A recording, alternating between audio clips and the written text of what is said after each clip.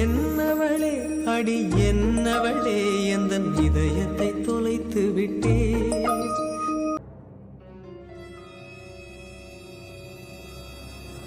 சச்சு அத்தான் இடம் எல்லாம் பிளான் பண்ணியாச்சா?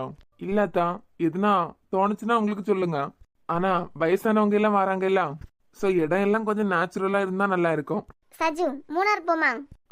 இந்த டிரைவர் வந்தாச்சுல்ல, இனிமே அவளே சொல்லிடுவா எங்க போனோம்னு. அழகா இருக்கும்ல, இடம் எல்லாம் பாக்குறதுக்கே சூப்பரா இருக்கும். ஏடி கிளவியா, என்னமே எத்தனை வருஷம் உயிரோட இருக்க போறேன்னு தெரியல, எப்படியோ கூட்டு போறியா? கிளவி ஒன்னே யாரு கூட்டு போறது? ஒன்னே வீட்டுல தூக்கி போட்டுட்டு தான் நாங்க போவோம். ஒன்னே கூட்டு போறதுக்கு நீ என்ன பச்சை குழந்தையா? வீட்டுல கிடந்து எதுனா வேலை இருந்தா பாரு. ஏடி நான் போவாத டூரா, நான் காணாத டூரா? எனக்கு வயசாயிட்டல, என்னை கூட்டு போவான்னு சொல்லிட்டு உங்க பாட்டி கிளம்பி போனேன்னு வைங்க, அந்த நேரத்துல நெஞ்சு பிடிச்சிட்டு கிடப்பேன், யாரும் போக முடியாது சொல்லிட்டேன். இம்ம கண்டியா இந்த கிளவியா, நீ கூட என்ன சொன்ன? டூர் போற வயசா எனக்கு, நான் வீட்டுல இருக்க, நீங்க போயிட்டு வாங்கன்னு. இந்த கிளவி கண்டியா? லைமோனா பாட்டி 2-3 நாள் என்கிட்ட பேசாம இருந்துருங்க, உங்களால எனக்கு அவ்வளவு பிரச்சனை. வந்துட்டா? என்னது வந்துட்டா? கொஞ்சம் பிள்ளைகளுக்கெல்லாம் கம்போர்ட் கொடுத்து வச்சிருந்தேன் அவனுக்கு பேஸ்புக்ல. அது என்ன போட்டு? கிளவி கம்போர்ட் தெரியும், அது என்ன கம்போர்ட்? ஏடி உன் கொன்னனே ஒன்னே மாதிரி கொம்ம வளர்த்து விட்டுட்டா. நீ கல்யாணத்துக்கு முந்தி காதல் கீதல்னு ஒரு பயலுக்கு பின்னாடி சுத்துறது கிடையாது. நீ ஏது பொம்பளை பிள்ளை, வீட்டுல அடக்க உடக்கமா இருந்து சரி, இந்த பயலே ஒன்னே மாதிரி வளர்த்து விட்டுட்டா பாரு. பாட்டி அதான் நேத்துக்கு ஒரு வேலை செஞ்சேன், பேஸ்புக்ல எல்லாம் 500 பிள்ளைகள் தேடி வந்திருக்கு. இவனுக்கு அந்த பிள்ளைகளை எல்லாம் கம்போர்ட் பண்ணி அவனுக்கிட்ட வச்சிருக்கலாமா? நாம தேடி போறதுதான் தப்பு, தேடி வரத கம்போர்ட் கொடுத்து வச்சிருக்கிறதுல தப்பே இல்ல. இல்ல சஜு, இந்த கிளவி வந்த நேரத்துல இருந்து கம்போர்ட்னு சொல்லிட்டு இருக்கலாம். கம்போர்ட்னா என்ன? Facebookல ஃப்ரெண்ட் ரிக்வெஸ்ட் கொடுத்திருந்த எல்லா ரிக்வெஸ்டையும் கன்ஃபார்ம் பண்ணிருக்காவ, அதுவும் எல்லா பிள்ளைகள் போட்டோயா பார்த்து. இப்ப அதெல்லாம் சும்மாவா இருக்கு, தேவையில்லாம மெசேஜ் பண்ணிட்டே இருக்கு. நெட் ஆன் பண்ண முடியலட்டி, அவ்வளவு சிறையா வருது வியலால. இனிமே பாரு, லேப்டாப் அவங்கள்ட்ட கொடுத்துட்டு நான் பாட்டுக்கு இருந்துருவேன், நல்லா தட்டிட்டு இருக்கட்டு. ஏங்க ஏன் பொண்டாட்டி எது சொன்னாலும் புருஷன் அதை செஞ்சுக்கிட்டு தான் மறுவேலை பார்க்கணும்னு உங்களுக்கு தெரியுமா? ஏன் பிரியா கல்யாணம் முடிஞ்சு விருந்தெல்லாம் முடிஞ்சு நம்ம வீட்டுக்கு போனேலாம், போகும்போது இந்த கிளவிட்ட ஒரு சபதம் போட்டீங்களா, இனிமே இந்த வீட்டு பக்கமே வர மாட்டேன், அப்படியே வரும்போது உனக்கு எலி மருந்து தான் வாங்கிட்டு வருவேன்னு. எலி மருந்து வாங்குறதுக்கு நான் மறந்துட்டேன், நீங்களாவது ஞாபகப்படுத்தி இருக்கலாம்ல, இல்ல நீங்களாவது வாங்கிட்டு வந்திருக்கலாம்ல. ஏட்டி ஏட்டி அந்தால போய் சேர்ந்துறாத, உனக்கு வாய் கொஞ்சம் கூடி போச்சு. இல்ல சஜு கிரி, இந்த கிளவிய டூர்லாம் கூட்டு போனா நான் வரவே மாட்டேன் சொல்லிட்டேன். உன்னை யார்ட்டி கூப்பிட்டா? வீட்டுல கிடக்கு நாய்க்கு சோத்த பொங்கி போடுறதுக்கு ஆள் இல்ல, அதுக்காண்டியது வீட்டுல கடை. ஏம்மா உன் மாமியாரியை ஒழுங்கா இருக்க சொல்லிட்டேன். இனிமே தேவையில்லாம என்னை பத்தி பேசுச்சுன்னு வச்சுக்க, கால் ரெண்டையும் கட்டி ஏதாவது ரூம்ல போட்டுருவேன். பாட்டி வந்துட்டா நடிச்சுக்கிட்டு. லிமோனா இந்த குட்டி சொல்லது போல இயற்கை செயற்கைன்னு போயிடாத, நல்ல ஒரு இடமா பாரு. பாட்டிமா, அப்ப நான் எங்க போலான்னு சொல்லிட்டு நீங்களே ஐடியா சொல்லுங்க. வீட்டுல குளிச்சு போர் அடிக்கதான் செய்யுது, அதனால போராட கூட இருந்து போற இடம் நல்ல ஜில்லு ஜில்லுன்னு நல்ல ஆட்டம் பாட்டம் கொண்டாட்டம் இருக்கணும். தண்ணிலேயே உல்லாசமா படுத்துக்கிட்டு தூக்க மாதிரி எதுனா இடம் இருந்துன்னா பாருங்க. லை டாக்டர் சஞ்சய் எங்க இருக்காரு? மேல பிரியா ரூம்ல. சென்னான கூட்டு வந்து கிளவிக்கு முத்தி போச்சு, இப்பே பார்த்தாதான் காப்பாத்த முடியும்னு சொல்லிட்டேன். ஏடி உனக்காண்டி சேர்த்து தானே பேசிட்டு இருக்கேன். வயசான காலத்துல நல்ல இயற்கையான இடத்துக்கு ஒன்னைய கூட்டு போயிட்டு கொண்டு வரலான்னு பார்த்தா உனக்கு தண்ணிலே தூங்க மாதிரி இடம் பார்க்கணும். அது வர வர மண்டை மழுங்கிலாம் இருக்கு. ஏன் பியாரே, நான் சொல்ல இடத்துக்கு தான் போவேன். என்னென்ன மாதிரி எல்லாம் கண்டுபிடிச்சிருக்காங்க தெரியுமா? தண்ணிலேயே சுத்தி விளையாட மாதிரி எல்லாம் விளையாட்டி இருக்கு. கிளவி நீலாம் தண்ணிக்குள்ளாடி 3 செகண்ட் இருந்தாலே போய் சேர்ந்துருவ. வாயை மூடிக்கிட்டு கொம்மா வச்சிருக்க சமோசா எடுத்து திங்க வேலையை மட்டும் பாருடி. ஆமா இடி, இதை எடுத்து சாப்பிடறதுக்கு தானே வச்சிருக்கேன். எனக்குலாம் இது வேண்டாம். ஏம்படி? எனக்கு வெஜ் சமோசா பிடிக்காதுன்னு சொல்லிட்டு தான் சிக்கன் சமோசா வரும்போதே அப்பா வாங்கிட்டு வந்தது. தனியா இருந்த 2 சமோசாயும் எனக்கு. ஆனா நீ அதை எடுத்து ஒத்தையில வயித்துக்குள்ள போட்டுட்ட பத்தியா? அதான் இதை எடுத்து உன் வயித்துக்குள்ளால நீயே போட்டுரு. டூர் போறதுக்கு திங்ஸ் எல்லாம் வாங்குறதுக்கு நாங்க வெளியே போறோம். என்ன திங்ஸ் வாங்க போறோம்? டூருக்கு போடுற மாதிரி துணி வேணாம் இல்ல? ஆமாமா, ஏன்னா இவள்ட்ட துணியே இல்ல. ஏடி உன்ட இருக்க துணிக்கெல்லாம் நீலாம் 10 வருஷத்துக்கு துணி எடுக்க கூடாதுடி. ஏங்க துணி எடுத்து தருவீங்களா தர மாட்டீங்களா? புதுசா சொட்டர் எல்லாம் வாங்கணும். ஏடி தண்ணிக்குள்ள குளிக்கிறதுக்கு என்னத்துக்கிட்டி சொட்டர்? நீ வீட்டு காவலுக்கு தானே கிடக்க போற, செத்தப்படாம இரு. ஏங்க ஷாப்பிங் போனோம்ல? போலாம். சார உனக்கு பிடிக்கும்னு சொல்லிட்டு தான் அவர் வாங்கிட்டு வந்திருக்காரு. இதெல்லாம் எடுத்து சாப்பிடுங்க, இனிமே எல்லாத்தையும் கொண்டு கீழே போடணும். என்ன சிக்கன் சமோசா நான் விரும்பி சாப்பிடுவேன், என்னைக்காவது இதை எடுத்து சாப்பிட்டுருக்கேன். கிளவி மடமடான்னு அது வயிற்றுக்குள்ள போட்டு காணாதுன்னு. ஏடி உனக்கு இப்ப என்ன சிக்கன் சமோசா வேணும் அப்படித்தானே? ஆமா இந்த இரு சிக்கன் சமோசா தானே, நான் வரேன். சிக்கன் எடுக்கிறது பெரிய விஷயமா? கிளவி எங்க போகுது? பாட்டி என்னது இது? ஏடி இந்தா சிக்கன் சமோசா தானே கேட்டேன். இவங்களுக்கு கிறுக்கா பிடிச்சிருக்கு. சமைக்கிறதுக்கு உப்பு போட்டு வச்சிருந்ததை எடுத்துட்டு வரியா? ஏடி சிக்கன் சமோசா தானே வேணும். சமோசா எடு, சிக்கன்ல தொட்டு தொட்டு தின்னு சிக்கன் சமோசா. சூப்பர். கிளவி ஒன்னே எல்லாம் ஒரு ஆளா மதிச்சி எங்க அம்மா உன்னை வீட்டுல போட்டு சுவார் போடுது பத்தியா? ஏடி வந்த நேரத்துல இருந்து சிக்கன் சமோசா நீ தான் கேட்டுக்கிட்டு இருக்க. சமோசா இருக்கு, சிக்கன் வேவேல அம்படம் தான். ஆனாலும் உப்பு மிளகெல்லாம் போட்டு தான் கும்ப வச்சிருக்கா. தொட்டு முக்கி தின்னிக்கிட்டு சத்தப்படாம போ. நல்ல ஒரு பாவப்பட்ட பிள்ளைக்கு கையில உன்னை பிடிச்சு கொடுத்து அது வாழ்க்கையே சீரழிச்சிட்டோம். இசாரா எம்மா இந்த கிழவி ஏம்மா இப்படி இருக்கு? இது கொஞ்ச நாளாவே அப்படிதான் சுத்திக்கிட்டு தெரியுது.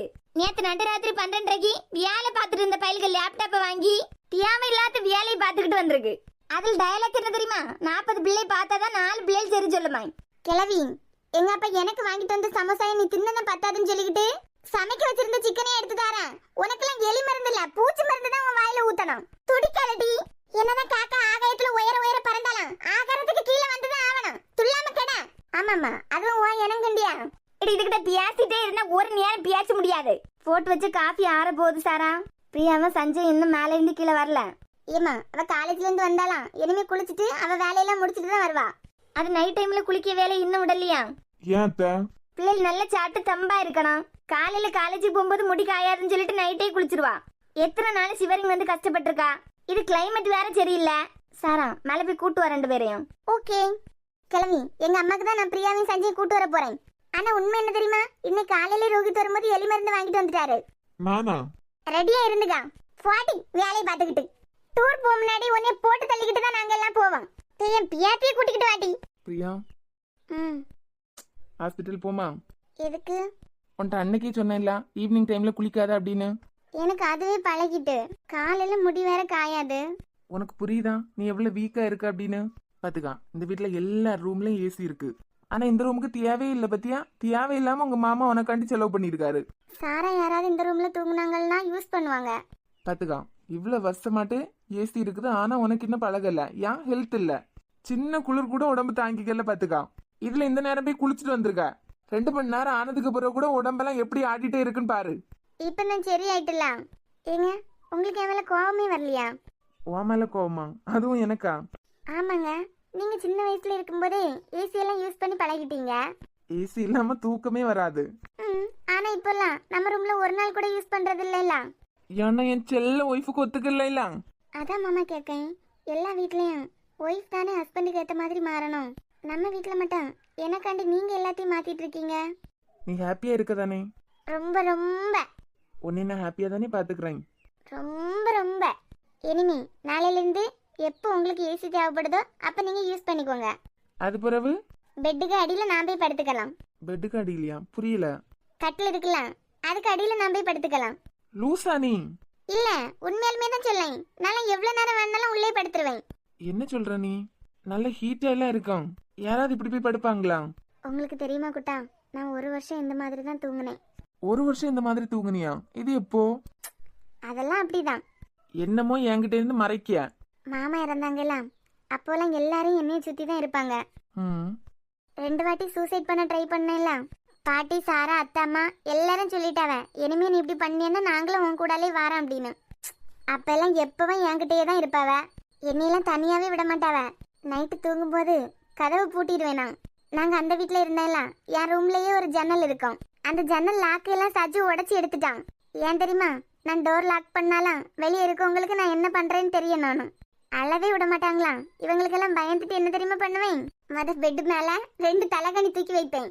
அதுக்கு மேல பெரிய பெட்ஷீட் தூக்கி போட்டுருவேன். உள்ளாடி நான் தூங்கிட்டு இருக்க மாதிரி இருக்குல்ல, அது பிறகு கட்டிலுக்குள்ளாடி போய் படுத்துருவேன். அப்பதானே அழ முடியும். அதான் சொல்லேன், எனக்கு பழக்கம் தான். இனிமே நீங்க ஏசி யூஸ் பண்ணிக்கோங்க.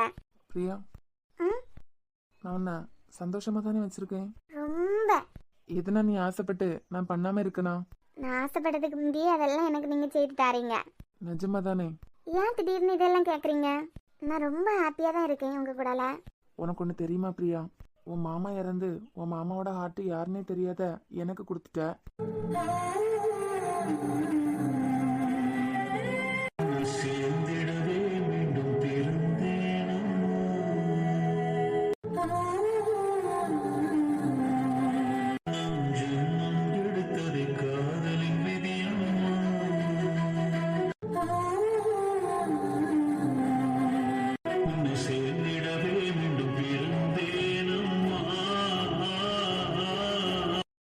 1 வீக் இப்படி போயிரும் பிரியா. என் பிரியாவோட பர்த்டேக்கு முந்தின நாள் நைட்டு நான் இங்க இருப்பேன்.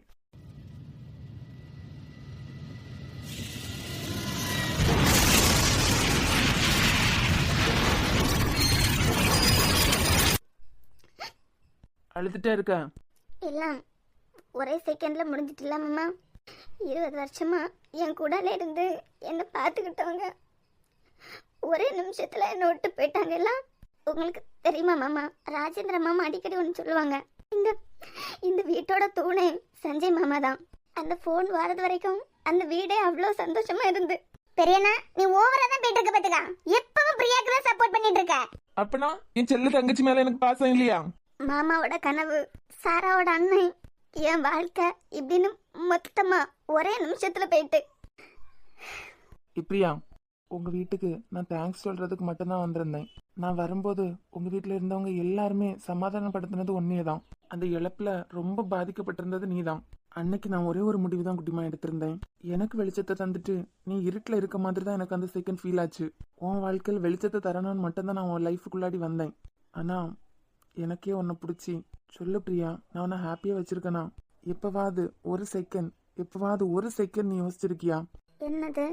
இவன் இல்லாம நம்ம மாமா நம்ம லைஃப்ல இருந்திருந்தா நல்லா இருந்திருக்கும். இவன் இருந்தனாலதான் நம்ம லைஃப் நல்லா இல்லை அப்படின்னு. நான் ரொம்ப ஹாப்பியா இருக்கேன் சஞ்சய். எல்லா பொண்ணுங்க லைஃப்லயும் எதுனா ஒரு சின்ன பாஸ்ட் இருக்கும். அடுத்த கல்யாணம் ஆகும்போது பாஸ்ட் லைஃப்ல இருந்த போட்டோவை அவங்க ரூம்ல மாட்ட முடியுமா? அவர் போகும்போதே எனக்கான வாழ்க்கையை இங்க கொடுத்துட்டு தான் போயிருக்காரு.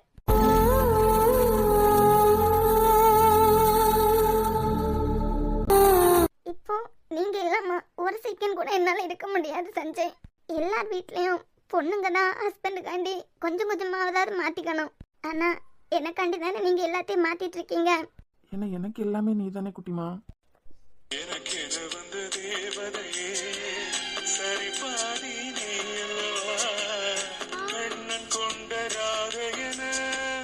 ராமன் கொண்ட சீதையன மடி சேர்ந்த பூரதமே மனதில் வீசும் மாறுதமே என்னுடைய மனச தந்து விட்ட பிறகும் ஏமா கலங்குற. எங்க மாமா போனதுக்கு அப்புறம் எங்க மாமாவோட இடத்த சஜுக்கு ஒரு அண்ணனா, சாராக்கு ஒரு அண்ணனா, அத்தா அம்மா மாமாக்கு இன்னொரு பையனா, யாராலையுமே அந்த இடத்த நிரப்ப முடியாதுன்னு தான் நினைச்சிட்டு இருந்தோம். ஏய் சாரா ஏன் தங்கச்சி, இதுக்கு மேல அவ வாழ வந்த வீட்டுல அவளை வாழ விடாம தொல்லை பண்ண. ஆனா நீங்க எங்க மாமாவாவே மாறிட்டீங்கல்ல. யார் யாருக்கு என்னென்ன தேவை. சாரா கல்யாண டைம்ல மாமா இருந்திருந்தா என்னெல்லாம் பண்ணிருப்பாங்களோ அதெல்லாம் நீங்க தான் நின்று நடத்துறீங்க. மாமா இறந்ததுல இருந்தே எனக்கு ஒரு பிறந்த நாள் கூட நாங்க கொண்டாடினதில்ல. கொண்டாடுறதுக்கு நான் விட்டது கிடையாது. ஏன்னா என் பர்த்டேக்கு முந்தின நாள் தானே மாமா இறந்தாங்க. ஆனா நீங்க வந்து என் மனசை மாத்தி இன்னைக்கு இந்த குடும்பம் ஓரளவு பழசையெல்லாம் மறந்து கொஞ்சம் ஹாப்பியா இருக்கிறது காரணமே நீங்க தான். இனிமேலும் விட்டா அழுதுட்டே தான் இருப்பா. என்னதான் சஞ்சய் கூட பிரியாக்கு கல்யாணம் ஆனாலும் பெரிய அண்ணனோட இழப்பை மட்டும் அவளால தாங்கிக்கவே முடியல. டாக்டர் சொன்ன மாதிரி பிரியாக்கு சஞ்சய் அண்ணனுக்கு மேல காதல்னு ஒண்ணு அதிகமாவதுக்கு முன்னாடி எல்லாம் நடந்து முடிஞ்சிட்டு. பிரியா சஞ்சய் அண்ணாவை ஒரு அம்மாவா அப்பாவா தான் பாக்குறா. பிரியா மனசை இவரை விட வேற யாராலையும் புரிஞ்சுக்கவே முடியாது. ஹலோ, உங்களுக்கு மட்டும் ரொமான்ஸ் பண்றதுக்கு எப்படி டாபிக் கிடைக்குது டெய்லி ஒரு விதத்துல? ஏ எலி, நாங்க பாட்டுக்கு டூர் பத்தி பேசிட்டு இருந்தோம். ஆமாமா, நீங்க டூர் பத்தி தான் பேசிட்டு இருந்தீங்க இல்ல பிரியா? லூசு. ஆமா, நீ எதுக்கு பொதிஞ்சு வாரி கட்டிட்டு இருக்க? குளிர்ந்தது அதனால. ஆக்சுவலா பிரியா, உன் ரூமுக்கு வந்தாலே எல்லாருக்கும் சொட்டாக ஆரம்பிச்சிடும். ஆனா உனக்கு மட்டும் எப்பவுமே குளிர்ந்துட்டே இருக்கு பத்தியா? அதான் ஹெல்த் ரொம்ப கூடுனதுனால. அப்படிதானே குட்டிமா? அவர் கூடல சேர்ந்து ஜால்ரா அடிக்க தானே வந்த. எங்களுக்கு வேற வேலை இல்ல உங்க கூடல ஜால்ரா அடிக்கிறதுக்கு. கீழே கூப்பிட்டுட்டே இருக்காவ. ஏன்? புதுசா கல்யாணம் ஆனவங்களுக்காண்டி காஃபி எல்லாம் போட்டு வச்சிருக்காவலாம் சுட சுட. பாத்தியா எலி, உங்க அம்மா என்னெல்லாம் பண்றாங்க. எங்களுக்காண்டி நீ ஏதாவது சமைச்சு தந்திருக்கிறியா பத்தியா? அவ்வளவுதானே. இப்ப என்ன சாரா கையால சமைச்சு சாப்பிடணும் அப்படிதானே? ஒண்ணும் கவலைப்படாதுங்க, நாளைக்கு சாரா சமையல். உன் சமையலா? சிக்கன் பிரியாணி. நீங்க ஆசைப்பட்டுட்டீங்களா? நாளைக்கு சமையல் கட்ட பக்கம் யாரையும் விட மாட்டேன். நானே சமைக்க, நம்ம எல்லாம் சேர்ந்து ஜாலியா சாப்பிடும். பிரியாணி பண்ண தெரியுமா உனக்கு? பிரியாணி பண்றதெல்லாம் ஒரு மேட்டரா? சும்மா ஆனியன் தக்காளி எல்லாம் தூவி போடணும், அதுக்கு மேல சிக்கன் போடணும், வேற எதுனா வெஜிடபிள்ஸ் எல்லாம் இருந்தனா தூக்கி போடணும். பிரியாணி பண்றது கஷ்டமா? அன்னைக்கு பிரியாக்கு உடம்பு சரியில்லாம இருக்கும்போது என்கிட்ட கேட்டுதானே எப்படி சமைக்கணும் நீங்க கத்துக்கிட்டீங்க. நாளைக்கு சாரா சமையல் எப்படி இருக்குன்னு நான் காட்டுறேன். அப்பனா ஒரு புடிதான் நாளைக்கு. பிரியா, நாம நாளைக்கு காலையில இருந்து சாப்பிடாம இருந்துடணும். ஏங்க, நாளைக்கு நான் விரதம் இருக்க போறேன். விரதம் இருக்க போறியா? யா, அது அப்படிதான். என்ன பிரியா, நீ நாளைக்கு பார்த்து விரதம் இருக்கும்போது சாரா என்ன நினைப்பா? என்ன நினைப்பேன்? ஏதோ அவளுக்கு சமைக்கவே தெரியாது, அவ சாப்பாட சாப்பிடறத நினைச்சு இப்பவே பயந்து நாளைக்கு விரதம் நீ சொல்ற மாதிரி இல்ல சாரா நினைப்பா. அதுதான் உண்மை. அடியே ஆனா உங்களை தேடி வந்த பத்தியா என்னை செருப்பாலே அடிக்கணும். சாரா, இவரை உன்கிட்ட கேட்டுட்டாருன்னு சொல்லிக்கிட்டு நாளைக்கு எத்தனை விபரீத முடிவுல இறங்கிறாத. அது பிறகு நாங்க எல்லாம் பாவம் சொல்லிட்டேன். உங்க 2 பேரும் அம்மா கூப்பிட்டாவ, கீழே வருவீங்களா? வந்தா வாங்க, இல்லைன்னா இப்படியே கிடைங்க. இவ ரூமுக்கு கீழே தேடி வரவியல எல்லாம் பல்பு வாங்க வச்சுட்டே விடுறதா வேலையே போச்சு. அவளுக்கு எதுனா ஒழுங்கா தெரியும்னு சொல்லிட்டு தானே அவள்கிட்ட சமைச்சு காட்டீங்க. நீ வேணா பாரு, ஒரு நாள் அவ பெரிய ஆளா ஆகுவ சமையல்ல. இப்போ நான் சமையல பெரிய ஆள் தான். உங்க பியாச்சுக்காண்டி நாளைக்கு நான் தான் சமைப்பேன். நிலாக்காவை வர வேண்டாம் இன்னைக்கே போன் பண்ணி சொல்ல தான் போறேன். நீ என்னமா வெளியே போவில்லையா? போறேன். புருஷனுக்கும் பொண்டாட்டிக்கும் அந்த கிழவிக்கும் வேற வேலையே கிடையாது. யாராவது ஒரு அடிமை கிடைச்சா போதும் கிண்டல் அடிக்கிறதுக்கு.